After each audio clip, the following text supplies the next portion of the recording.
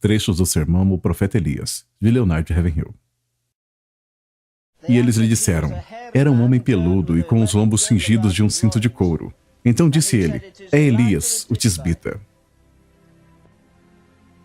Hoje em dia, nossos profetas usam ternos da Brooks Brothers e fazem o penteado com, como se chama mesmo? Com secador. E eles usam aqueles anéis enormes e tem todo o estrelismo. E eis aqui um homenzinho que fez uma nação inteira tremer.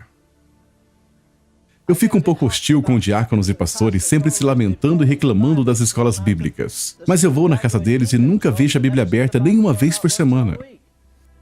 E alguns de vocês vêm de casa de pastores, eles não pegam a Bíblia todos os dias para ler na mesa, não é mesmo? Então por que jogar pedra nos russos ou qualquer outro?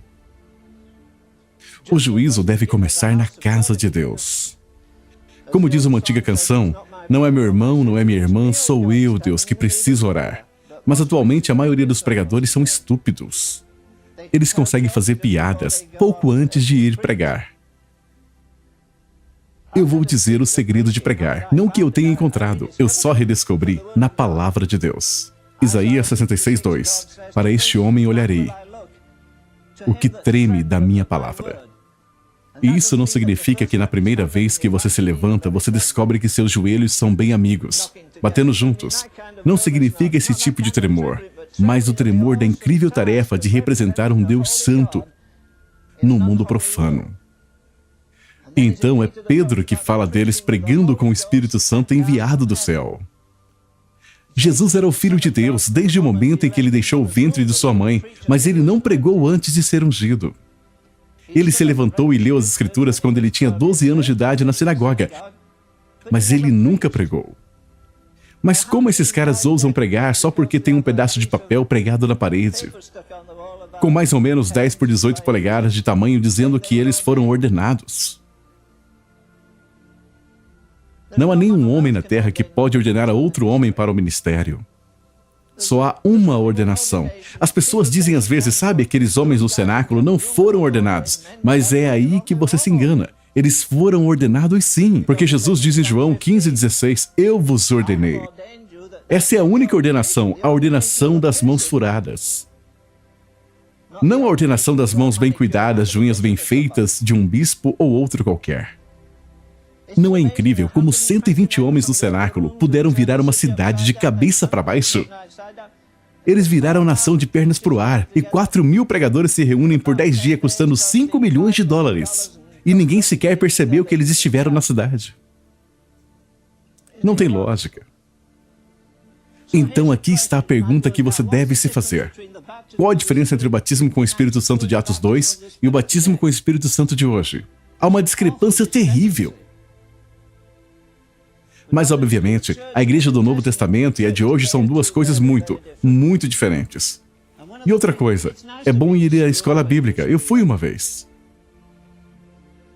Mas você pode aprender muito mais debaixo de uma árvore ou em algum lugar no campo com sua Bíblia e ouvindo a Deus, do que ouvindo a qualquer outro te dando tudo mastigado. Apenas estudar a sua Bíblia não te tornará um santo. Tem que penetrar na sua corrente sanguínea e percorrer por você. Você pode encher sua cabeça de conhecimento, e isso é bom. Você pode aprender hebraico e grego, o que é legal, mas não há nenhum substituto para um relacionamento pessoal com o próprio Deus. Vocês se lembram quando eles nomearam os sacerdotes no ritual antigo do Velho Testamento? E Deus disse, separe Arão e seus filhos para que eles ministrem a mim. Agora, quantos de vocês ministram ao Senhor hoje em dia? Não trabalhar para Ele, mas trabalhar com Ele. Não apenas falar para Ele, mas uma via de mão dupla onde Ele fala de volta. Vou dizer algo, se você está diante de Deus, você nunca se ajoelha diante dos homens. O homem que esteve na presença do Deus Santo e Eterno nunca se curvará. Nunca será flexível. Ele entrega a palavra que Deus o deu. Vamos lá, agora me diga. Você gostaria de acordar de manhã e que Deus te dissesse, vá à Casa Branca o mais rápido que puder e diga ao presidente, Com todas as suas ocupações, nada é mais importante do que o que eu tenho a dizer. Eu estive com Deus e Ele me disse que vai virar a chave do céu assim e vai fechar o céu para não chover mais. Agora vamos. Você ama os Estados Unidos o suficiente para mandá-lo à falência? É melhor uma nação ir gorda para o inferno ou ir magra para o céu? Mas esses homens amavam tanto a Deus que eles se machucavam quando Deus se machucava. Eles não se machucavam só porque os vizinhos diziam: quando vamos ter mais comida? Quando os preços vão baixar? Quando a economia vai se recuperar? Quando a inflação vai diminuir? Quantos pregadores vocês acham que vão ao púlpito neste domingo dizer: escutem, os Estados Unidos passaram mais uma semana machucando a Deus, quebrando os seus mandamentos. Estamos violando os seus sábados. Estamos legalizando o aborto, estamos legalizando o homossexualismo. Estamos do lado do diabo.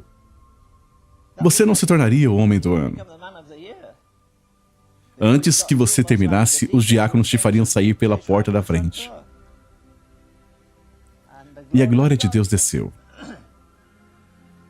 E numa noite ele disse: quantos de vocês creem que o Espírito Santo ainda é o mesmo? E que ele virá sobre as pessoas e quebrantará os corações? Venha até a frente. Milhares de pessoas foram até a frente. E ele disse: eu comecei a impor mãos e todos eles caíram no chão, mas eu nunca disse para eles fazerem isso. De repente alguém disse: oh, meus olhos foram abertos, eu posso ver. Oh, meus ouvidos foram abertos, eu posso ouvir. Oh, minha perna aleijada, eu posso senti-la. E eles começaram a pular e saltar, louvando ao Senhor. Sabe, não se faz isso em um culto decente. Só se faz isso em um culto indecente. Sabe, muitos de nós perderemos o status na primeira vez que o Espírito Santo descer num culto. Todos nós abandonaremos nossas críticas negativas também. Não é incrível como muitos pregadores acreditam na Bíblia de capa a capa até que realmente venha um miraculoso? Mas cristianismo que não é sobrenatural é superficial. Você não pode separar o sobrenatural deste santo e magnífico Deus que nós temos. Acho que uma coisa que me impressiona é como nossa memória é curta. Todos nós. Quão rapidamente esquecemos as misericórdias de Deus. Quão rápido esquecemos os juízos de Deus. Você pode levantar todas as estatísticas, mas em nome de Deus, por que não paramos de olhar para as dificuldades e não olhamos para Deus? Então eis aqui um homem, ele orou e o fogo caiu, ele orou e o povo caiu, ele orou e a chuva caiu. Você gostaria que ele fosse diácono na sua igreja? Sabe, nós temos muitos Acabes hoje em dia, mas pouquíssimos Elias. Talvez devêssemos mudar a pergunta, não, onde está o Deus de Elias? Mas sim, onde estão os Elias de Deus? Você acha que está preparado? Seja você um professor aqui ou um aluno para ouvir a voz de Deus dizer: escute, eu quero você saia e encontre uma caverna e fique lá 3 anos e meio até ouvir a minha voz. E em seguida você vem e se levanta diante de reis e governadores. Eu digo isso com todo respeito. Sabe, não é muito difícil fazer gravações e agitar as pessoas. Não é muito difícil escrever livros. Eu escrevo livros. Mas me diga, onde estão os homens que podem fazer cair fogo do céu hoje em dia? Qualquer um pode comprar nossas gravações. Quase todo dia as pessoas me perguntam: você está escrevendo outro livro? Você vai escrever algum livro sobre o trono do julgamento? Algum livro sobre adoração? Não precisa de muita coragem moral para sentar numa cadeira giratória, pegar minha Bíblia e anotar algumas referências e encontrar um monte de coisas acumuladas aqui na minha mente. Mas se eu encontrar Acabe pelo caminho?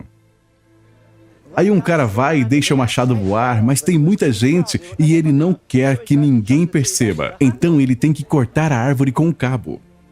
Você acha ridículo, mas é isso que alguns de nós estamos fazendo. Você está tentando cortar a árvore com um cabo, apenas com o conhecimento da palavra de Deus. E não com unção.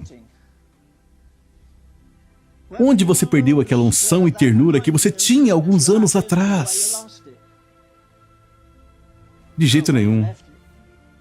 Você abandonou. Todo pregador aborda esse versículo do jeito errado. Você perdeu o primeiro amor. Não é isso que a Bíblia diz, ela diz, você abandonou o primeiro amor. Onde você pode recuperar aquela ternura, aquela intimidade que você tinha com Deus? Onde você fez uma escolha? Talvez você começou a flertar com uma namorada e negligenciou o estudo da Bíblia e da oração. Ou foi jogar handball ou qualquer outra coisa. Handball é pecado? Sim, é pecado se você amar isso mais do que Deus. Agora, não é suficiente confessar. Há algo além de confessar. Que precisa ser não só arrependimento, que precisa ser, quando for possível, claro, nem sempre é possível, mas deve haver restituição. Sabe, você pode perder a acessibilidade com Deus mesmo na escola bíblica. Eu creio que metade dos motivos de não termos avivamento é por não reconstruirmos nossos altares, não reparamos. Você ainda assim tem que voltar diante de Deus em humilhação e lágrimas e reparar o altar que foi derrubado.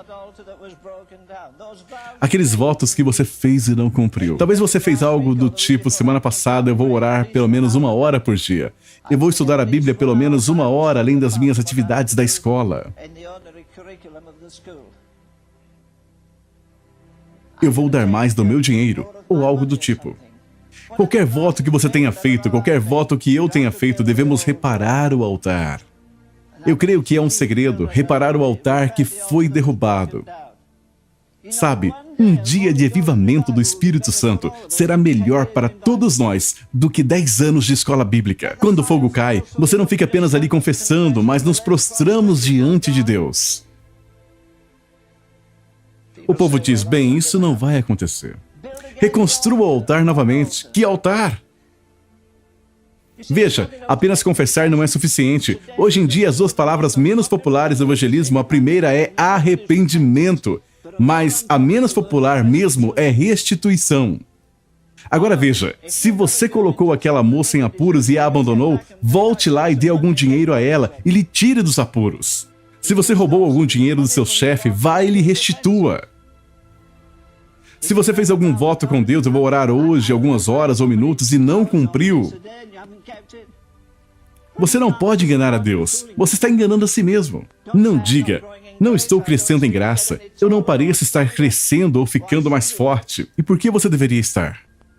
Mas a pomba não come nada morto, nada imundo. Ela nem sequer coloca seus pezinhos nisto.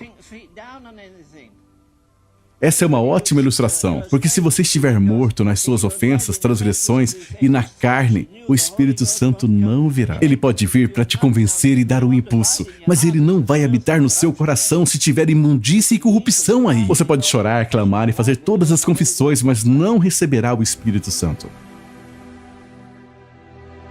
Que frase forte. Louvado seja o nome do Senhor.